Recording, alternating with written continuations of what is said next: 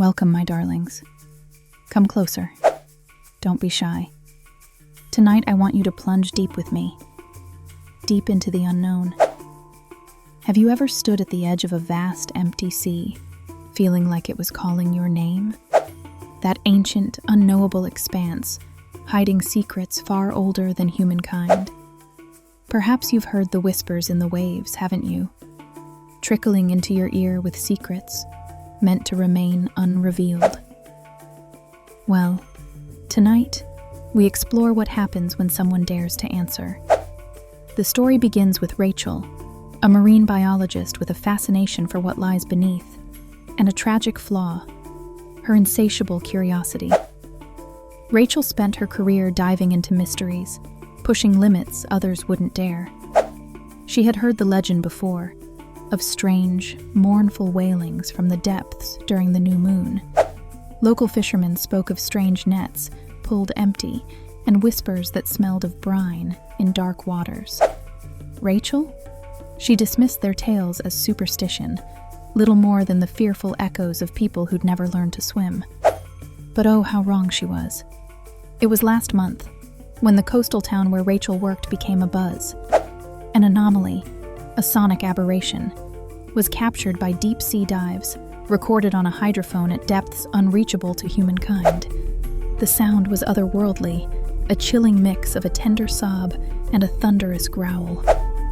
Naturally, Rachel rallied her undersea exploration crew and gleefully chartered a state-of-the-art submersible vessel.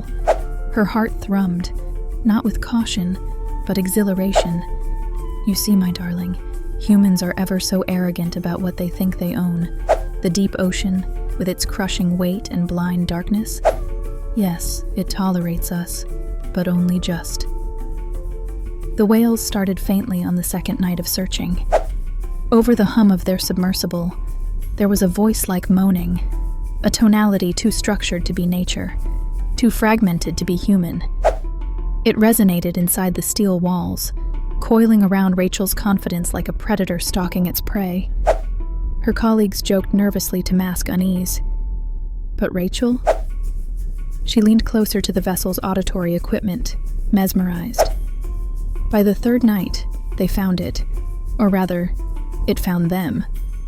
There was a chasm, a literal abyss, wider than anyone had anticipated. Cold water churned visibly, as if disturbed by some unseen force. The crew argued over the ethics of venturing further. But Rachel? She dismissed their concerns with a wave of her hand. For science, she said. For discovery.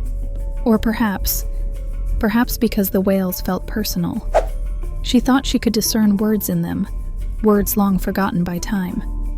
Descending into the chasm, the submersible's bright lights sliced through the water like the blade of a guillotine.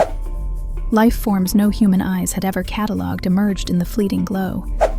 Translucent creatures floated in spiraling motions.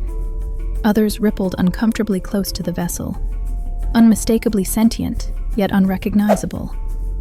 Then, without warning, the lights flickered and died, plunging the crew into darkness. Oh, you've guessed it. The wailing now enveloped them wholly, but not from outside. No, it reverberated deep within each of them, vile and intimate.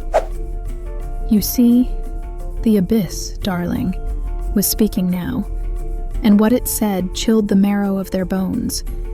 It was not merely a sound, it was a plea, a warning, and a threat stitched into one horrifying serenade.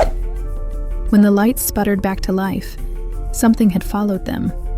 At first, it appeared as a vague silhouette in the transmitted camera feed. Slowly, it solidified, an impossible form trapped somewhere between fractured glass and writhing coral, the remains of failed life forms clinging to its gelatinous surface like a necrotic tapestry. Whatever it was ancient, too old for Rachel or anyone to comprehend. And it was weeping. As it drew closer, Rachel began to understand snippets of its mournful screams. It wasn't anger. It wasn't hunger. It was loneliness, infinitely vast and crushing. The entity spoke in broken thoughts of abandonment, betrayal, and worst of all, vengeance against a species that had dared trespass on its throne. One by one, Rachel's teammates succumbed. They weren't attacked. No, this was no brute force massacre. Instead, one began muttering incoherently, clawing at their ears. Another calmly unsealed their helmet and let seawater pour in, as if called into the arms of oblivion. And Rachel? Rachel understood too late that she had gazed into the abyss expecting to map it, define it. When, really, the abyss had been waiting to define her all along. The submersible was found days later, inert on the ocean shore, empty. Inside, the equipment eerily played back Rachel's voice, repeating one word endlessly. Stay. So, my dear listeners, let me leave you with this. The next time you stand by the ocean and you think you hear it calling your name, turn away. Not everything that calls to you is meant to be found. Not everything that weeps mourns.